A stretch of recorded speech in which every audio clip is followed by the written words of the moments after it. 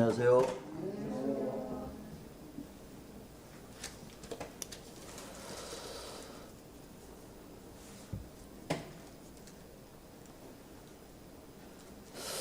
요즘 하루하루 뉴스가 전쟁의 소문으로 모든 전 세계 72억의 인구를 요동하게 하고 있습니다. 그러나 이 모든 것이 하나님의 뜻에 의해서 이루어지고 있다는 사실에 대해서 감사를 드립니다. 우리 특별히 형제 자매님들께서는 하나님이 일하고 계시는구나 하는 것에 대해서 아침 저녁으로 감사하다고 기도해야 될 줄로 믿습니다. 저도 그렇게 하고 있습니다. 오늘도 아침에 일어나서 에스겔서 38장과 스가랴서 14장을 읽으면서 하나님 앞에 감사를 했습니다. 하나님께서 일하시고 계신다. 에스겔서 38장 1절에서 4절 쭉 읽어보면 곡이라는 왕이 나오고 또 로스와 메섹과 두발 왕 고가 이렇게 해서 네가 싫더라도 내가 아가리를 꿰어서 이렇게 끌고 간다 이런 말씀을 하나님이 하시면서 에스겔에게 이게 하나님의 말씀을 그에게 예언하라 이런 말씀을 보게 되었습니다. 로스는 러시아를 이야기하는 것이고 지금 요즘 마곡은 이제 이란을 이야기하고 있습니다. 그리고 전에는 이제 이라크를 이제 미국이 많이 대적해서 싸웠는데 이런 일들이 이제 하나님께서 하시는 일입니다. 우리 인간이 막을 수도 없고 휴전할 수도 없고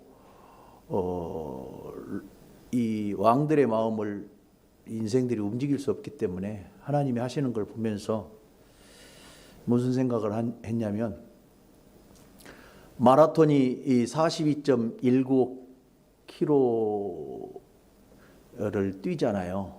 42.19 메타인가 했던 그 마라톤의 마지막 종점에 갔을 때 이렇게 그 라인을 쳐놓고 관중들이 이제 박수를 치고 있습니다. 또 우리가 운동회를 우리 어렸을 때 해보면 400m나 200m나 100m 계주를 한다든지 할 때 어머님들이 와서 이렇게 박수를 쳐주죠. 열심히 뛰어라. 마지막 피치를 올려라. 하는 것입니다. 그래서 우리에게 주님께서 이 마지막을 사는 성도된 우리들에게 이 전쟁들을 통해서 하나님께서 마지막까지 열심히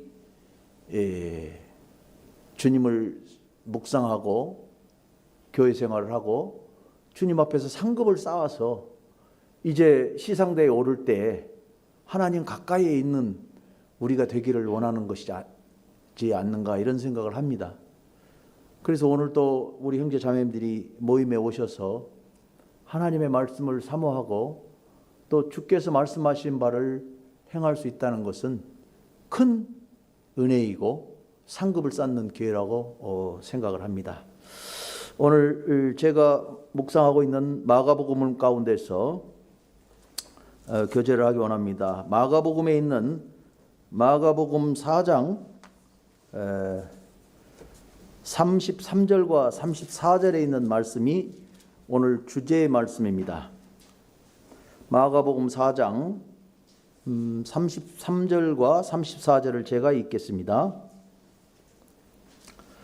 예수께서 이러한 많은 비유로 그들이 알아들을 수 있는 대로 말씀을 가르치시되 비유가 아니면 말씀하지 아니하시고 다만 혼자 계실 때에 그 제자들에게 모든 것을 해석하시더라.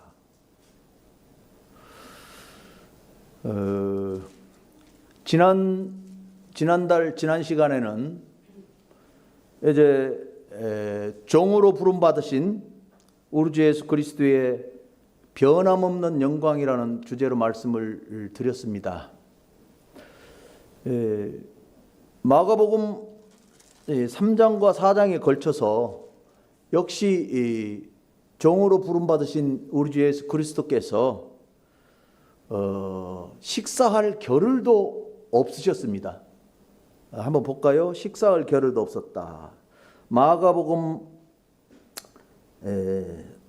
3장 20절. 집에 들어가시니 무리가 다시 모임으로 식사할 겨를도 없는지라, 이렇게 기록하고 있습니다. 성령께서. 6장 31절을 볼까요? 6장 31절에도 보면 6장 31절 30절부터 보겠습니다. 사도들이 예수께 모여 자기들이 행한 것과 가르친 것을 낱낱이 고하니 이르시되 너희는 따로 한적한 곳에서 가서 잠깐 쉬어라 하시니 이는 오고 가는 사람이 많아 음식 먹을 겨를도 없음이라. 이 마가복음은 굉장히 촉박한 가운데서도 주님께서 하셔야 될 말씀과 또 하셔야 될 교훈들을 풀어내는 장면을 보게 됩니다. 그래서 우리 주님께서 3장 7절에서부터 4장 34절까지가 종으로 부르심을 입은 주님께서 비유를 풀어내시는 말씀으로 보고 있습니다. 3장 7절 이하에서 쭉 보면 이제 예수께서 이 주님의 하루가 엄청나게 길어요. 한 장 한 장이 하루가 아니고 쭉 몇 장을 걸쳐서 하루가 이어지는 것을 봅니다. 그래서 주님이 해 저물 때에 배를 타시기도 하고 또 바다를 꾸짖으시기도 하고 그 일들이 하루 안에 이루어지는 가운데서 주님께서 이제 비유의 말씀을 하시는 부분에 있어서 이제 오늘 저녁에 상고를 해보기를 원합니다. 그래서 4장 34절에 보면 비유가 아니면 말씀하시지 아니하시고 다만 혼자 계실 때에 그 제자들에게 모든 것을 해석하시더라, 이렇게 마가를 통해서 성령께서 우리 주님께서 어떠한 의도로 지금 하나님의 나라와 천국과 또 제자들에게 해야 될 말씀과 또 교훈과 이러한 모든 말씀들을 그 바쁘신 가운데서도 비유로 풀어내시고 있다고 하는 것입니다. 제가 초신자 때에도 그렇고 모임 생활을 쭉 하면서 말씀을 읽으면서 주님이 이 비유로 하시지 아니하시고 그냥 어떤 명제로만, 요한복음에 가서 보면 명제가 많이 나와 있습니다.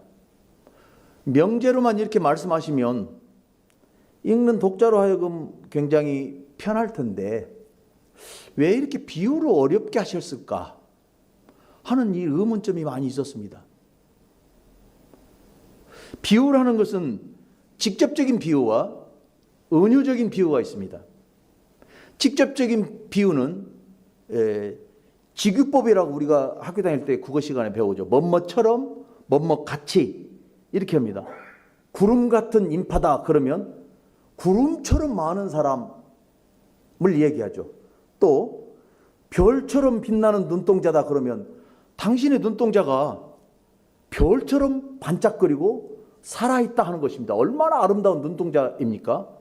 그런데 이 비유는 당신의 눈동자가 아름답습니다 하는 것보다도 별처럼 빛나는 눈동자다고 이렇게 얘기하면 어마어마한 강조를 나타냅니다.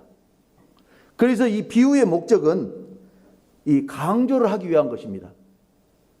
또 비유의 목적은 그 말씀에 관한 것에 대해서 충분히 독자로 하여금 이해할 수 있게끔 설명을 하고 명확한 전달을 위한 것이죠. 그래서 성경을 보면 이 비유를 풀어내지 않으면 성경이 재미가 없어요. 그래서 이 매튜 헨리라는 분은 비유는 부지런한 자들에게 좋은 결과물을 안겨준다, 이런 말씀을 했어요. 그래서 이 비유를 게으른 자들에게는 비유를 통해서 돌아갈 몫이 없다. 비유를 풀어서 깨달아서 내 것으로 만들지 않으면 하나님의 말씀이 와닿지 않는 겁니다. 그래서 지금 3장 7절에서부터 쭉 비유가 시작이 됩니다. 씨 뿌리는 비유와 또 가라지의 비유와 등불의 비유와 많은 비유들이 있는데, 오늘 저녁 시간이 짧기 때문에 제가 교제에 나누고 싶은 것은 하나님이 어떻게 일하시는 것에 대해서 비유하시는가 하는 것에 대해서 말씀을 교제하고 싶습니다. 마가복음 4장 33절로 오면 이제 그리스도께서 비유로 말씀하신 이 이유가 무엇인가, 또 비유가 어떤 영향을 미치는가 하는 것입니다. 이 예수께서 33절에 이러한 많은 비유로 그들이 알아들을 수 있는 대로 말씀을 가르치시되, 비유와 알아들을 수 있는 말씀으로 주님께서 가르치셨습니다. 그러면 33절 2절에 있는 것에 관한 총체적인 지금 설명이죠. 그리고 비유가 아니면 말씀하시지 아니하셨다. 그러니까 주님의 모든 말씀은 비유라는 것입니다. 직접적인 비유가 됐든 은유적인 비유가 됐든. 그래서 성경이 하나님을 모르는 사람들은 성경을 읽고 어렵다 그럽니다. 왜냐하면 성령께서 이 비유의 말씀을 깨닫도록 해주셔야 되는 것입니다. 그래서 이 씨 뿌리는 비유를 보면 4가지의 비유가 나옵니다.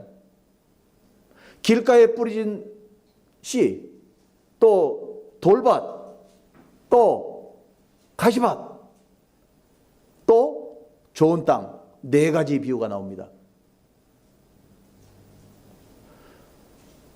4가지의 비유 가운데 무엇이 문제인가 하는 것에 대해서 우리는 생각해야 된다는 것입니다. 씨 뿌리는 비유를 모르는 사람이 아무도 없어요. 그런데 길가에 뿌려졌다는 것은 말씀을 받는 자, 씨 뿌리는 자는 우리 주님이시죠. 말씀을 받는 자가 마음이 길가라고 하는 것입니다. 또 자갈밭에 뿌려졌다는 씨는 똑같습니다.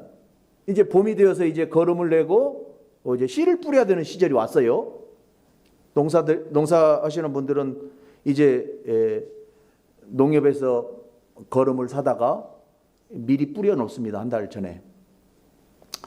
그러면 이제 거름도 주고 이제 씨를 뿌릴 텐데, 그 씨를 받고자 하는 마음밭이 길가에면 구원 못 받는 거예요. 자갈밭이어도 구원을 못 받는 거예요. 가시떨기에도 구원 못 받는 거예요. 좋은 땅만 구원을 받는 겁니다. 성경이 이것을 얘기하고 있어요. 그래서 성경학자가 4부류가 있는데 100% 구원 받아야 되는데 3종류의 사람들은 구원 못 받잖아요. 그러면 프로테이지로 나누면 75%는 지옥 간다는 거예요. 시간이 없기 때문에 말씀을 찾아서 읽지 않겠습니다. 그리고 또 주님이 말씀하십니다. 좋은 땅에 뿌려진 씨들 가운데서도 30배, 60배, 100배의 열매를 맺느니라 또 주님이 말씀하십니다. 이건 뭡니까? 등수가 정해진다 하는 것입니다. 그래서 30배만 맺으면 되겠지. 이것은 우리들에게 영적인 욕심이 없다는 겁니다. 이왕에 구원받았으면 주님 앞에 가서 100배의 열매를 맺어서 주님 앞에 앉아야지. 주님이 저기 보이지도 않는 가운데 박수부대로 갈 거냐 이 말입니다. 형제 자매님들이 이와 같은 말씀에 있어서 이 비유를 생각하고 읽고 깨달으면, 아, 내가 아침에 일어나서 말씀을 읽어야 되겠다. 주님이 이 말씀을 왜 비유로 주셨는가? 아, 나에게 이 비유를 깨닫게 하소서. 욕심이 생기는 겁니다. 그래서 제가 주님께서, 그리스도께서 왜 비유로 하신 이유가 무엇인가 하는 부분에 있어서 초신자 때부터 많은 생각을 했었습니다. 이 비유에 관한 말씀을 찾아보니까 성경에 53번 나오더라고요. 마가복음에 9번 정도가 나오고, 마태복음에 한 17번 정도 나오고, 누가복음에 조금 나오고, 에스겔서에 한 2번 나오고, 시편에 한 2번 나오고 그래요.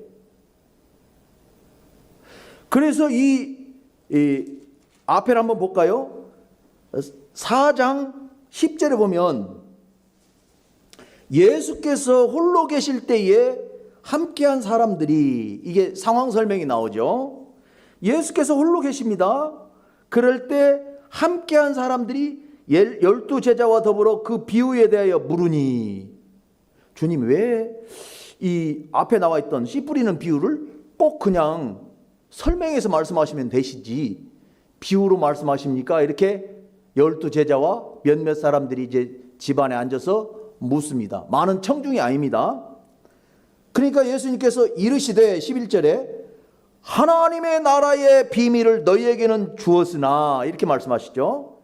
외인에게는 모든 것을 비유로 하나니. 그럼 하나님, 인자로 오신 하나님께서, 예수 그리스도께서 불공평하신 말씀이 아닐까? 제가 초신자일 때 이런 생각을 해봤어요. 왜 이렇게 말씀하셨을까?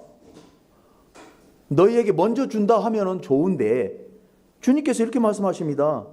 외인에게는 모든 것을 비유로 한다. 그리고 이제 뒤에 보면 구약에 있는 말씀을 인용합니다. 이는 그들로 보기는 보아도 알지 못하며 듣기는 들어도 깨닫게 하지 못하게 하여 돌이켜 죄사함을 얻지 못하게 하려 함이라 하시고, 이렇게 말씀하십니다. 이것을 어떻게 해석해야 됩니까?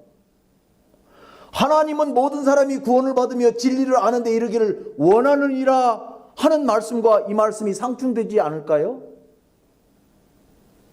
제가 이 말씀 가운데 이 비유와 우리 주님의 입에서 직접 하신 말씀에 대해서 굉장히 고민했다니까요.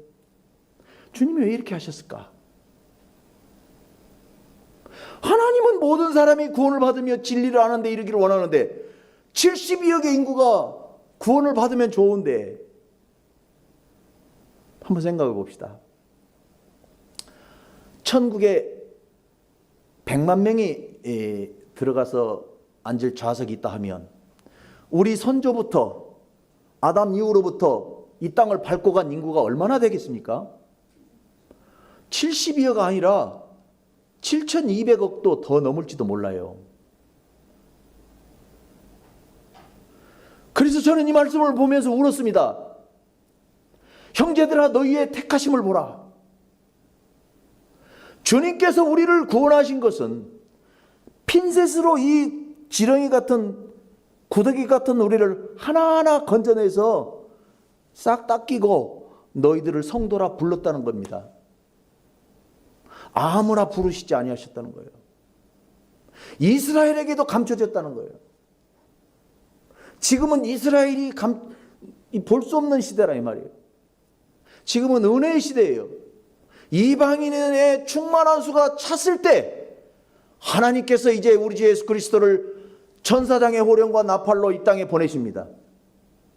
그 천사장의 나팔과 호령을 듣는 귀가 휴거를 얻는 거예요. 아무나 구원받고 아무나 집회 참석하고 아무나 하나님의 말씀의 비유를 깨닫고 하는 것이 아니라는 것입니다. 왜냐하면 그들로 보기는 보아도 알지 못하며 봤는데 알지 못하고 듣는데 듣지 못하고 깨닫지도 못하며 돌이켜 죄사함을 얻지 못하게 하려 함이라 하시고, 주님께서 제자들과 몇몇 사람들에게만 이렇게 말씀하십니다. 또 이르시되 너희가 이 비유를 알지 못할진대 어떻게 모든 비유를 알겠느냐? 지금 4장 2절에 보면 예수께서 여러 가지를 비유로 가르치시니 이렇게 말씀하시고, 이제 13절에도 비유라는 단어가 2번 나오고, 또 30절에 가보면 또 이르시되 우리가 하나님의 나라를 어떻게 비교하며 또 무슨 비유로 나타낼까, 이렇게 말씀하십니다. 그리고 겨자씨의 비유를 말합니다. 이 겨자씨의 비유는 이 세상의 마지막 날에 종교적으로 융성한 기독교 집단을 얘기하고 있습니다. 그래서 이 겨자씨는 하나님의 교회와 상충되는 말씀입니다.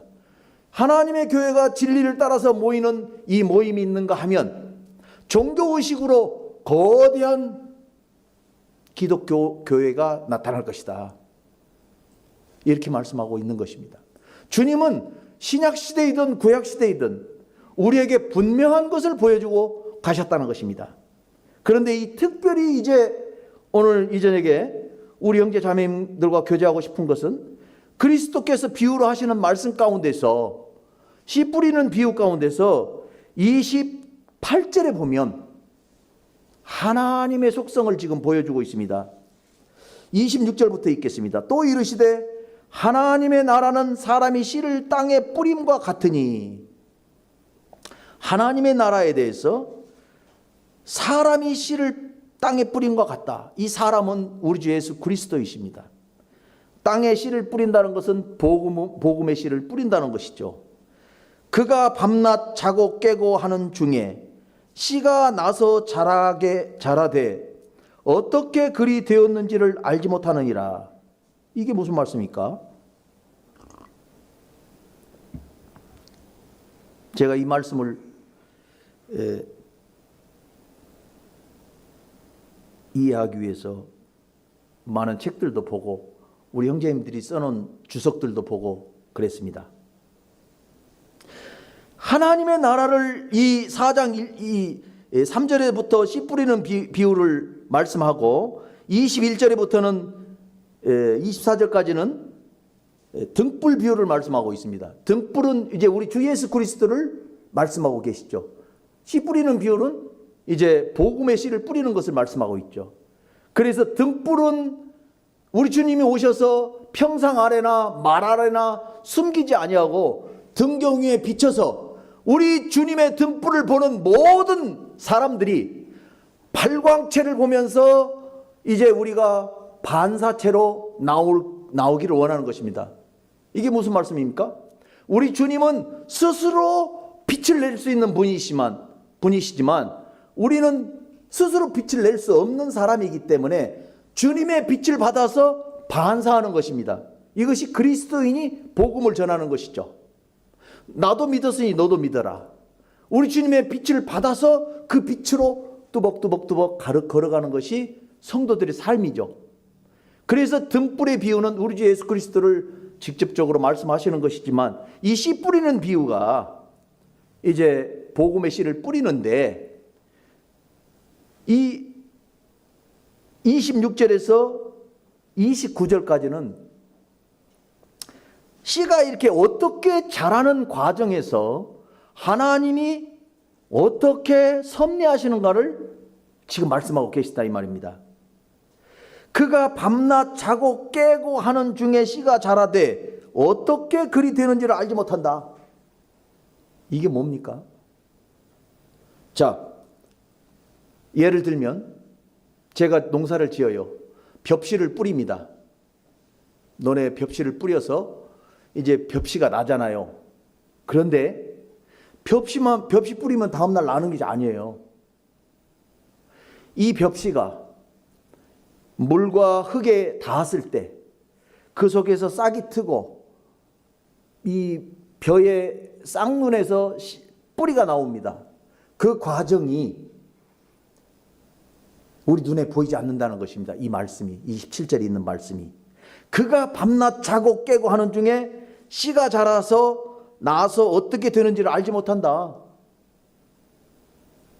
우리가 복음을 전하고 말씀을 전하지만 그 떨어진 씨앗에서 복음의 씨앗에서 그 영혼들에게 일어나는 동요와 그들이 각성하는 이러한 모든 일들은 우리가 보지 못한다 하는 것입니다.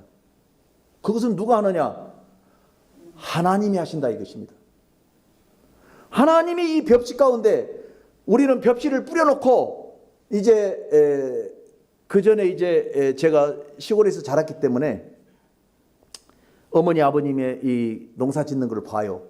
그러면 벽지를 뿌려놓으면요 할 일이 없어요. 그때부터 노는 거예요.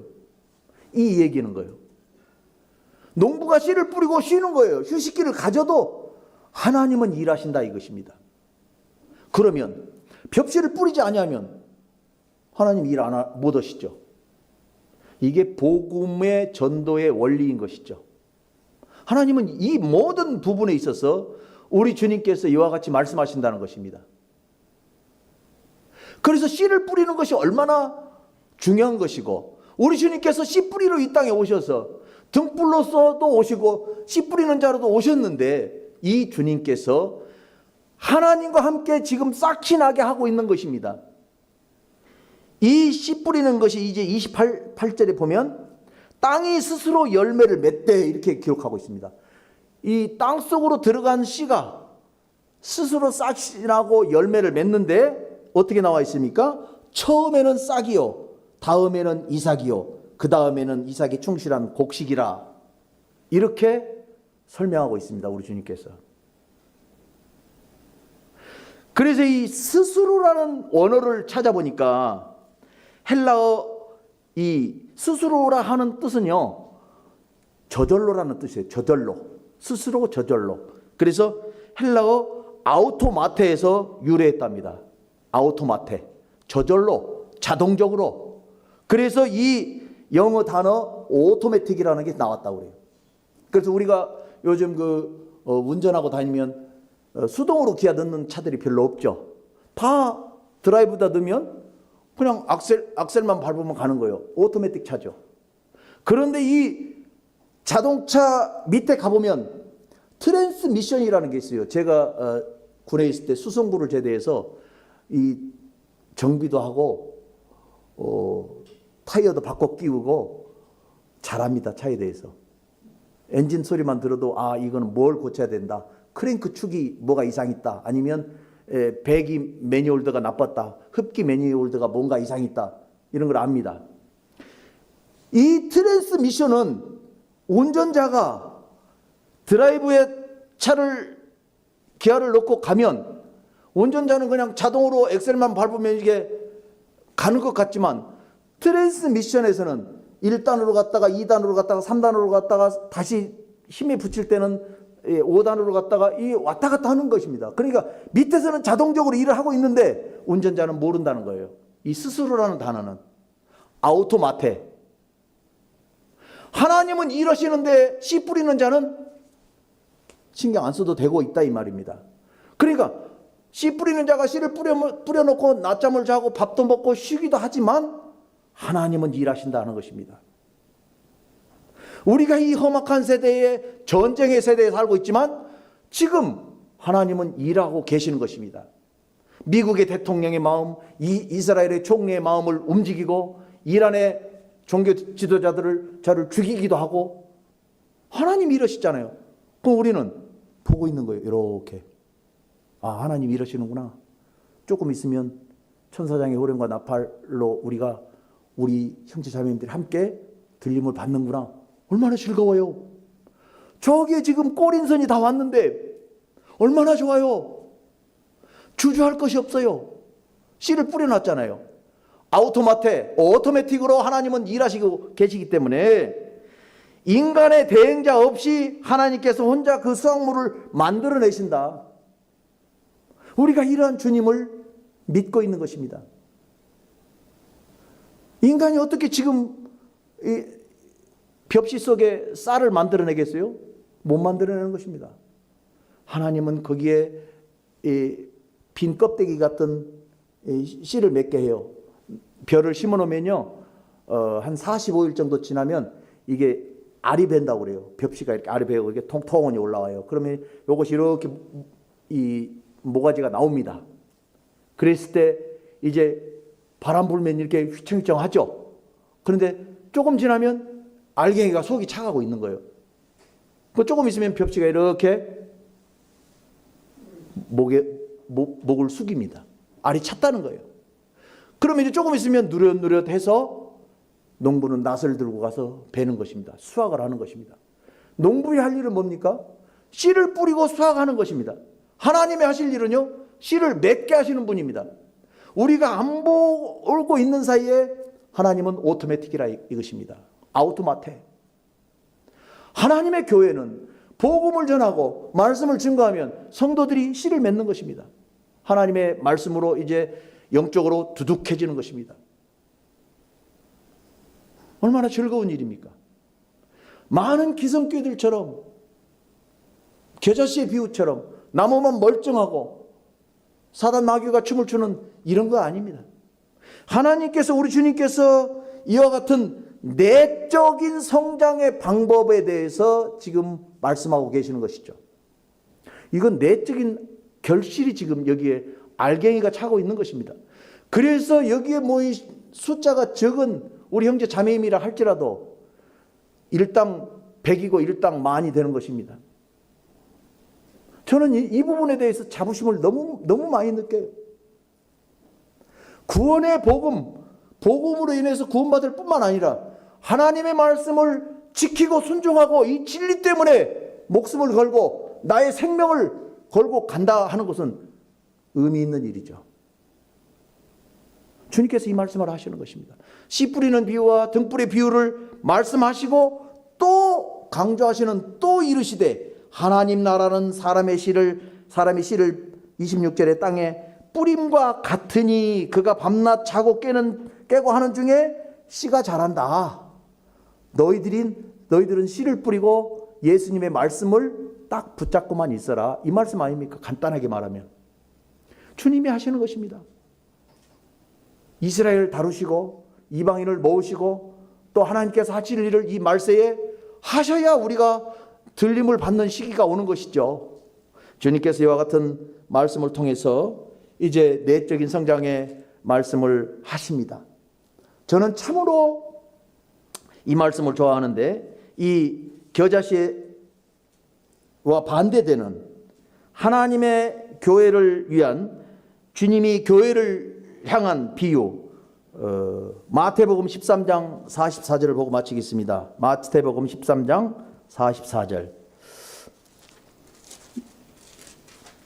여기에서도 주님께서 44절, 45절, 46절에 비유를 말씀하십니다. 마태복음 13장도 10절 이하에서 보면 계속해서 비유, 천국 비유, 가시떨기, 30배, 60배, 100배 말씀이 나옵니다만은 44절에서 키포인트를 말씀하고 계십니다. 마태복음 13장 44절, 천국은 마치 밭에 감추인 보화와 같으니 사람이 이를 발견한 후 숨겨두고 기뻐하며 돌아가서 자기의 소유를 다 팔아 그 밭을 사느니라. 첫 번째입니다. 천국 비유. 또 천국은 마치 좋은 진주를 구하는 장사 같으니 극히 값진 진주 하나를 발견하면 가서 자기의 소유를 다 팔아 그 진주를 사느니라. 두 번째. 세 번째, 또 천국은 마치 바다에 치고 각종 물고기를 모으는 그물과 같으니 그물이 가득함에 물가로 끌어내고 앉아서 좋은 것은 그릇에 담고 못된 것은 내버리느니라. 세상 끝에도 이러하니라. 천사들이 와서 의인 중에서 악인을 갈라내어 풀못불에 던져 넣으리니 거기서 울며 이를 갈리라. 이렇게 주님이 말씀하십니다. 근데 어떤 형제님이 이런 말씀을 어떻게 말씀을 한 걸 들었냐면요, 이 부분에 있어서 이 천국 비유를 교회에 비유를 했습니다. 저는 이 말씀이 합당하다고 봅니다. 여기서는. 자, 첫 번째 44절에 보면 밭에, 어느 집 밭에, 나의 밭이 아니에요. 보화가 있는 거예요. 금맥이 있어요. 금맥이 있는데 이 보니까 딱 금광이 있는 거예요. 그래서 이 밭을 사야 되겠다. 그래서 이것을 발견하고 숨겨뒀다. 다시 흙으로 덮어놓고 돌아가서 기뻐한 거예요. 내가 저 밭을 사면 이제 좋겠다. 엄청난 금이 있겠다 해서 주님께서 자기의 모든 소유를 다 팔았다고 말씀하십니다. 여기에 공통적인 특징은 뭐냐면요, 극히 값진 진주, 자기의 소유를 팔았다는 것입니다. 우리 주님께서는 이 교회를 사시기 위해서 자기의 목숨을 팔아버린 것입니다. 십자가에서. 주님은 우리의 속에 조그마한 빛을 보셨던 것 같습니다. 주님을 믿으면 저 형제가 나를 너무나도 사랑하고 또 즐겁게 따라올 거야. 이런 조그마한 빛을 보았을 것입니다. 그런데 주님은 우리를 위해서 2000년 전에 그 조그마한 빛을 어마어마하게 크게 보시고 극히 값진 진주라고, 극히 값진 보화라고 보시는 것입니다. 우리 주 예수 그리스도의 종 되신 그 주님의 시선은, 우리들의 평가는, 내가 나를 스스로 볼 때는 구원만 받았지 조그마한 사금이라고 할까요? 빛이 나는 둥 마는 둥 하는 금 조각에 불과한데 우리 주님은 크게 보고 계신다는 것입니다. 우리 형제 자매님들은요, 하늘 아버지께서 엄청 크게 보고 계신다는 것입니다. 그렇기 때문에 구원하신 거예요.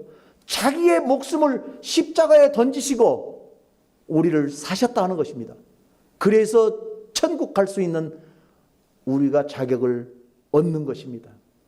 우리 주님께서 이와 같은 시선을 우리에게 두시지 아니하셨으면 우리는 건짐을 받을 이유가 없는 거예요.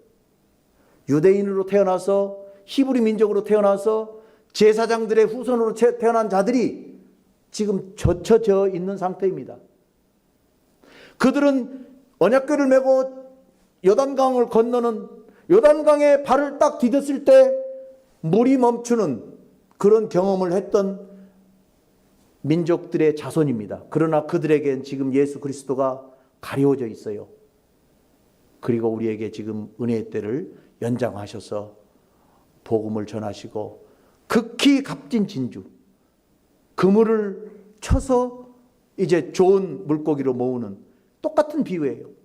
이와 같은 말씀들을 통해서 우리가 얼마나 귀한 존재고 구원받은 형제 자매들이 얼마나 이제 어떤 삶을 살아야 되는가 하는 것에 대해서 우리에게 각성을 하게 해주는 시간이라고 봅니다. 세상은 요란하지만 주님이 이제 한 발 한 발 가까이 오시고 계신 것을 감사를 드립니다. 이상입니다.